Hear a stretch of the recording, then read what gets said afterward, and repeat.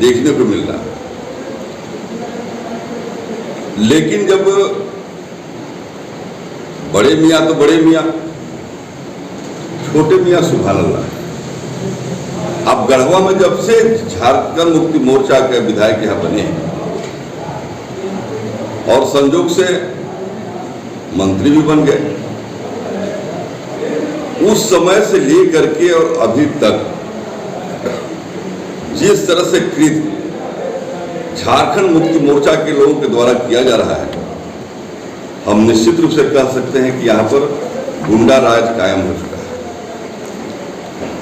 क्योंकि गुंडा राज का मतलब क्या है, हम लोगों ने देखा है कि जहां गुंडई होती है, जो गुंडा होते हैं, सरेआम निर्दोष लोगों को मारना, पीटना, धमकाना उनका आम बात हो जाती है।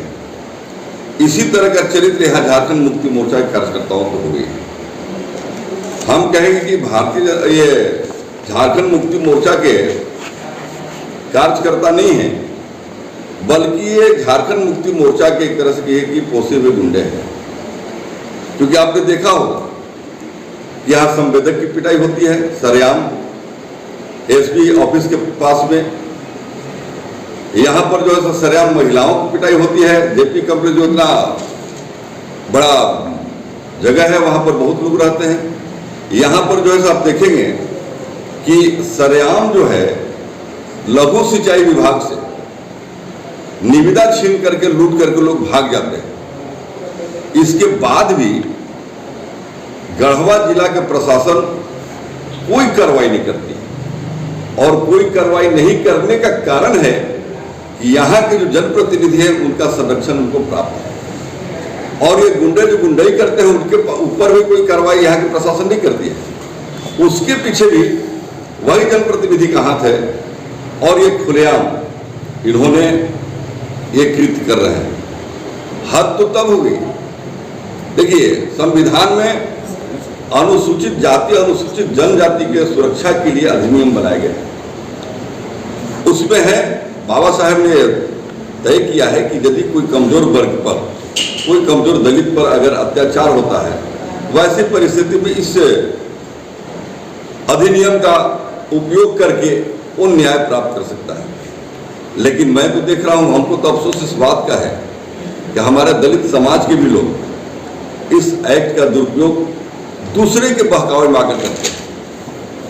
यदि हम देखें, आप इसी उदाहरण में आपको बता दें कि जब सुरेश पांडे जी को, संवेदक को जब पिटाई हुई थी, उन्होंने एफआईआर किया, तो एफआईआर के तुरंत बाद जो है जाकर के एक एट्रोसिटी एक्ट का केस होता है।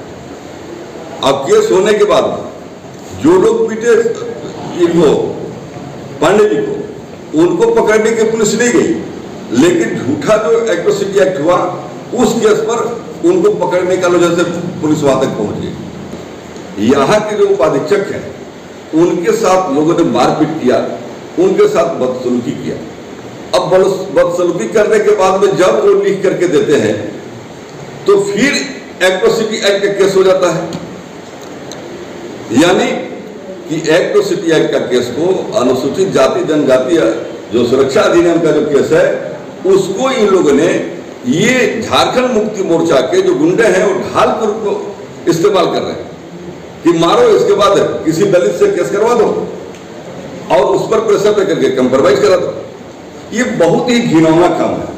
हम अनुसूचित समाज के लोग हैं, और अनुसूचित समाज के लोग हम लोग चाहते हैं कि ये सरकार के द्वारा, ये संविधान के द्वारा जो अधिकार हमको मिला है, इस अधिकार का उपयोग सही जगह पर हो, इसका दुरुपयोग नहीं हो। आपने देखा होगा कि ये हम गुंडा राज इसलिए बोल रहे हैं, जंगल राज इसलिए बोल रहे हैं कि यहाँ पर बालू की लूट हो रही थी। एक एसडीओ आया नगर उतारी, और वो एसडीओ जब गाड़ी को, बालू की गाड़ी को रोकने का प्रयास किया, तो ये गुंडे जो दिन रात बालू पास कराते हैं, जो दिन रात बालू का धंधा करते हैं, इन गुंडों के द्वारा उस एसडीओ पर गाड़ी चढ़ा करके हत्या करने का साजिश किया गया, प्रयास किया गया। मैं कहूंगा कि यहाँ का जो प्रशासन है, यहाँ के प्रशासन कठपुतली के रूप में काम कर रहे हैं। यहाँ के प्रशासन को नियम कानून से कोई मतलब नहीं है। मैं पूछना चाहता हूं आपके माध्यम से, जिला प्रशासन से पूछना चाहता हूं कि आपने जब ये केस हुआ था आपने कार्रवाई किया क्या? वो सुरेश पांडे जी के अति पर आपने समझौता किस आधार पर कराया? समझौता इसी आधार पर कराया, यही धमकी देकर कराया। अभी डॉक्टर का स्टेटमेंट हमने पढ़ा है, आज पेपर में आप लोगों के माध्यम से पढ़ने को मिला है कि इन लोगों ने जाकर के धमकाया भी और धमका करके इसके बाद मारपीट किया है।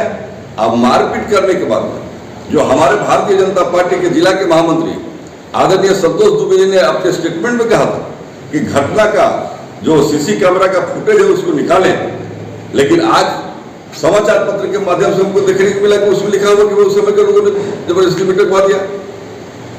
मैं आज भी मांग करता हूं, जैसे जिला परिषद के अध्यक्ष के द्वारा जो आरोप लगाया गया है, मैं इसके बारे में कहना चाहता हूं कि सीसी जो कैमरा है उसका फुटेज निकाले, और निकाले तो दूध का दूध और पानी का पानी हो जाएगा।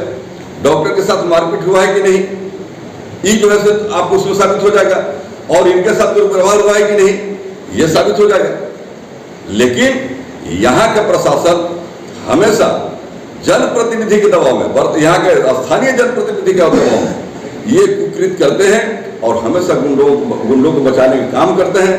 आज भारतीय जनता पार्टी की ओर से और अनुसूचित जाति मोर्चा की ओर से हमारे जो जिलाध्यक्ष हैं अपने लक्ष्मण राम जी हैं, इधर प्रदीप पासवान जी हैं, ये भी अपना विषय रखेंगे। लेकिन के माध्यम से मैं कहना चाहता हूं कि अगर झारखंड मुक्ति मोर्चा के अगर गुंडे इस तरह से गुंडे करते रहे और प्रशासन यहाँ अगर मौन धारण करके कठपुतली जैसा काम करती रही, तो मैं दावे के साथ कह रहा हूं कि भारतीय जनता पार्टी की एक एक कार्यकर्ता रोड पर उतरेगा और इन गुंडों का ईंट सीट बजाने का, और यहाँ के जो स्थानीय जनप्रतिनिधि है जो सुरक्षा दे रहे हैं, इनको जो संरक्षण दे रहे हैं, उनको भी ईंट सीट बजाने का काम करेगा।